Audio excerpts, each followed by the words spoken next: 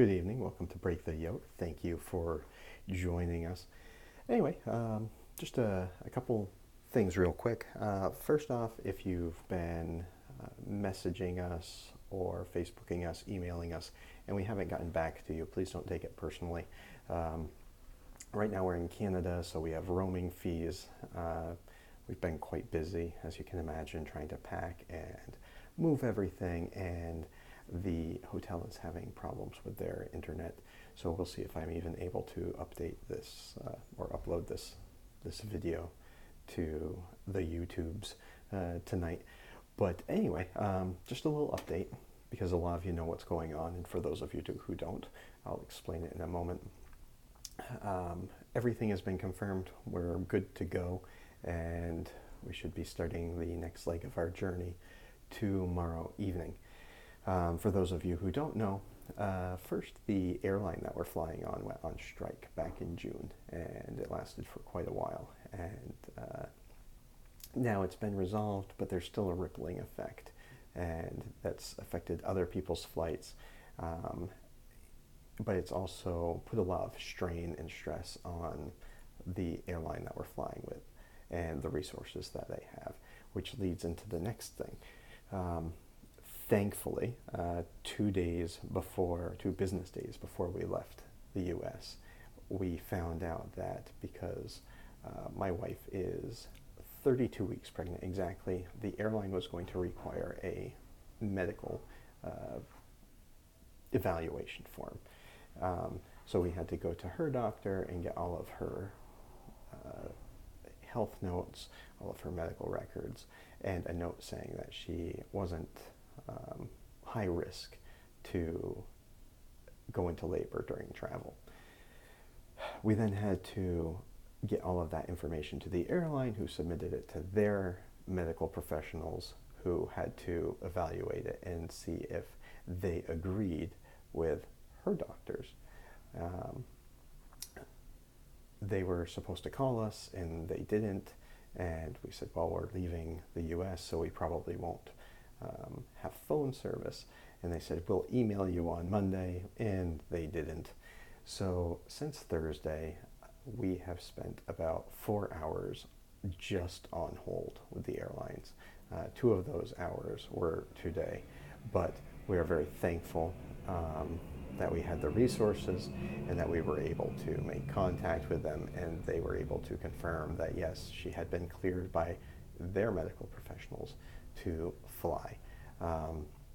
So thank you for everyone who's been thinking and praying about that. It has been it's been weighing on us. We've been really, really blessed because there have been a few things that have come up, and it's always cleared itself up fairly easily. It's just the stress of not knowing, and though we have faith, you still have that little worry in the back of your head, because the last thing we want to do is be poor stewards of the money that people have donated for this assignment, or our own money. So, as we travel, some of the money had been set aside. Some of our mission money had been set aside for the travel, including the airlines and whatnot. And we've also been using some of our own funds. And to think the possibility was there that we would get all the way up here and then have to turn around and go back was weighing on us a little bit. Secondly, it's just stressful for all of us to travel. It's stressful for my wife at 32 weeks pregnant, stressful for a 3-year-old. So luckily, these last, yesterday and today have been relaxing. They both have slept a ton. They both have been drinking lots of water, and we're just getting ready for the trip now. So we're, just preparing ourselves because we know that it's going to be interesting as we go along. But and I've been lucky in the past. I was familiar with the airports we were going through for the most part, and this time we're not. So we have the maps and everything all printed out, but we're still worried about connecting flights and luggage and all of that, because we've got quite a bit of luggage right now. This is our first trip over, so we're bringing some family items as well as personal items for all of us. And yeah, but anyway, so that's where we stand. We're all set to go. Hopefully nothing else comes up. Thank you for your thoughts. Thank you for your prayers. Thank you for your concerns. Thank you for your support. And people have showed support in so many different ways, through prayer, through driving us up here, through kind words, through financial means, taking financial loads off us, as far as, helping to hold on to our belongings while we're gone, so we don't have to put it in a storage unit. So all of that is a huge help and a huge just weight off of our shoulders, so we can concentrate on what we feel called to do. And just knowing that, in the near future, we're going to have to do it again.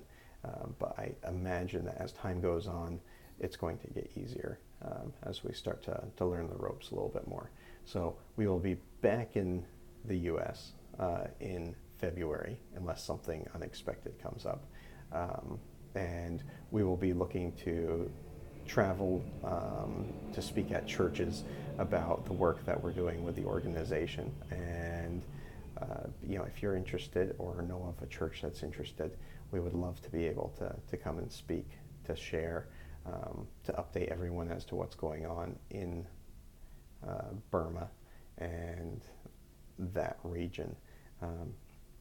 So just thank you, and please continue to pray, and shalom.